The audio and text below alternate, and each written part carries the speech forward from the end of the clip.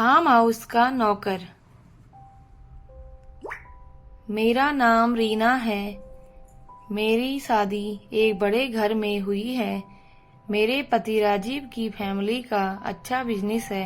राजीव एक लौते हैं, सास ससुर मैं और राजीव, हम 4 लोग का ही परिवार है। राजीव और पापा जी सारा बिजनेस संभालते हैं, इसीलिए काम से वापस आने का कोई समय नहीं होता है। राजीव अब एक नया काम शुरू करने वाले हैं नई जगह पर। वहाँ पर हमारा एक फार्म हाउस भी है, इसीलिए हम दोनों कुछ दिन वहीं जाकर रहेंगे। फार्म हाउस में समय बिताने के साथ राजीव अपना काम भी करते रहेंगे। सुबह जल्दी ही हम लोग फार्म हाउस में पहुंच गए। फार्म हाउस की देख रेख के लिए एक नौकर था, वो वहीं पास एक रूम में रहता था। हम जैसे ही पहुंचे, दूर से किशोर दौड़ता आया। हमारी कार के पास आकर उसने ही कार का दरवाजा खोला। नमस्ते मालकिन, हंसते हुए मुझे बोला। राजीव ने कहा, यह किशोर है, हमारे फार्म की देखभाल करता है। मैं अंदर जाकर बैठी। थोड़ी देर बाद राजीव अपने काम में बिजी हो गए। उन्होंने किशोर को कहा कि मैडम को फार्म दिखा दो। किशोर बोला, ठीक है साहब। वो मुझे फार्म दिखा ले गया। फार्म में हम घूम रहे थे, तब गेट के बाहर से एक लगभग 6-7 साल की लड़की ने किशोर को आवाज लगाई। वो स्कूल से वापस जा रही थी। किशोर बोला, मैडम मैं आता हूँ। वो गेट पर खड़ा उस लड़की से बात करने लगा। मेरी नजर पड़ी तो वो लड़की मेरी तरफ ही देखे जा रही थी। फिर वापस आकर बोला, मैडम आप आराम करिए, मैं आता हूँ। ऐसा बोलकर वो चला गया।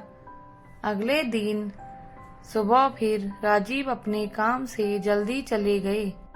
मैं सुबह सोकर उठी। मेरे उठते ही मुझे दरवाजे पर किशोर दिखाई दिया। मैंने पूछा, क्या कर रहे हो यहाँ पर? बोला, मैडम अभी आया हूँ चाय लेकर। मैंने बोला, ठीक है, यहाँ टेबल पर रख कर चले जाओ। मैं नहाकर किचन में गई। किशोर वहीं था, अपना कुछ काम कर रहा था। फिर वो मुझसे बातें करने लगा।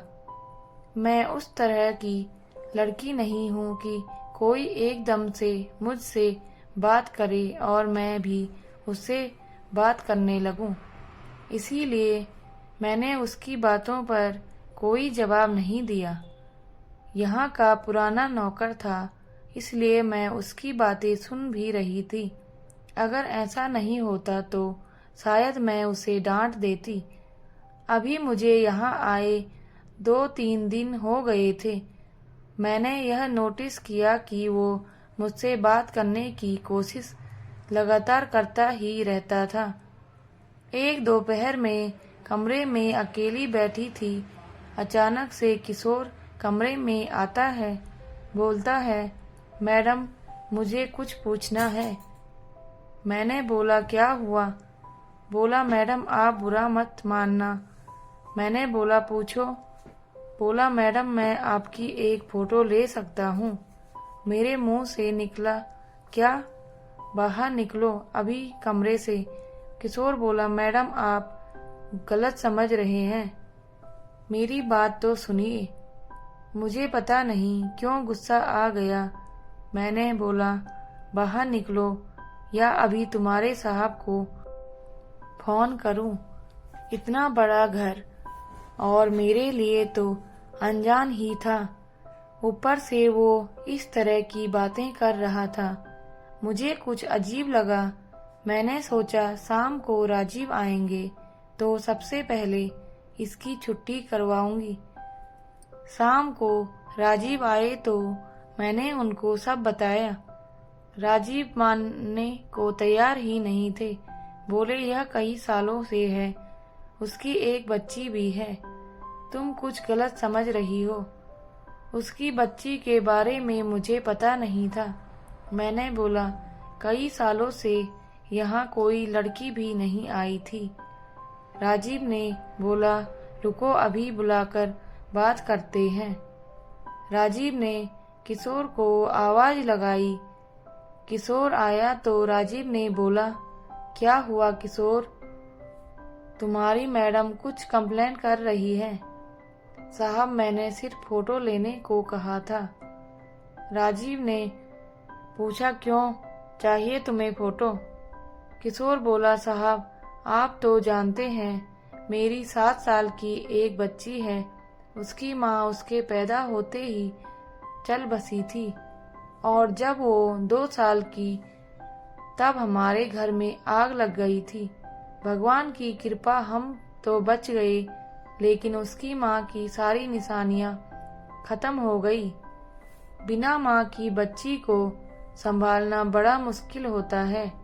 साहब, मैडम, उस दिन जब मैं आपका फार्म हाउस दिखा रहा था तब स्कूल से घर वापस जाते वक्त उसने हमें देख लिया। मेरा घर यहीं थोड़ी दूर पर है। उसकी दादी उसे संभालती है।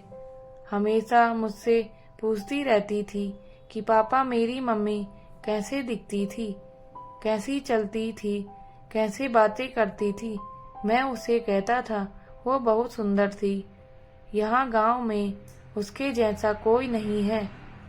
आपको जब देखा तो उस दिन मुझे उसने यही पूछा, क्या पापा मम्मी ऐसी थी? मैंने उसे कहा, हाँ ऐसी ही थी मम्मी। तब से जिद कर अड़ गई कि मुझे मैडम से मिलना है। वो मेरी मम्मी जैसे है। स्कूल नहीं जा रही। मैं इसीलिए आपसे बात कर रहा था कि मैं आपको यह सब बात बता सकूं, लेकिन आपका स्वभाव अलग है। फिर उसने आज सुबह से कुछ खाया नहीं। बोल रही है, फोटो लाना, मैं मेरे स्कूल वाले दोस्तों को दिखाऊंगी कि मेरी मम्मी ऐसे थी। तो मैंने बोला कि मैं तुझे फोटो लेकर दिखा दूंगा। वो बोली, पक्के से लाना। इतना कहकर किशोर फूट फूट कर रोने लगा। रोते हुए ही बोला, बच्ची है मैडम, उसका नसीब ही ऐसा है। पैदा होते ही माँ मर गई और बाप मुझ जैसा मिला। मैडम, हम साहब से कुछ भी बोल देते थे। साहब का कभी मुझे डर नहीं लगा। यही आदत मुझे पड़ गई और मैंने आपको भी अपना समझकर बोल दिया। आप मुझे बताने देती तो मैं आपको भी बता देता। किशोर की बातें सुनकर मुझे अपने आप पर गुस्सा आया। राजीव ने किशोर को चुप कराया और कहा कि बच्ची को वहाँ क्यों रखते हो? उसे यहीं रखो। इतना बड़ा फार्म हाउस है। कल बच्ची को लेकर आओ। सुबह वो बच्ची को लेकर आया। बच्ची को दूर से ही मुझे दिखा रहा था। शायद अब भी झिझक रहा था। मैं खुद बच्ची के पास गई। बोला, अरे हम यहाँ 4 दिन से हैं और आप अब आ रही हैं। मेरे ऐसा कहने पर बच्ची के चेहरे पर जो मुस्कान आई थी वो अनमोल थी। वो मुझसे लिपट गई। जब तक मैं वहाँ रही मैं उसके साथ खेलती और हंसती रही।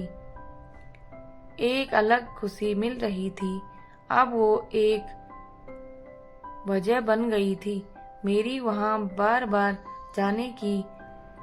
आपको यह कहानी सुनकर कैसा लगा हमें कमेंट कर जरूर बताएं। दोस्तों, यदि आपको हमारी कहानी अच्छी लगी हो तो प्लीज़ लाइक, कमेंट, शेयर और सब्सक्राइब जरूर करें। धन्यवाद।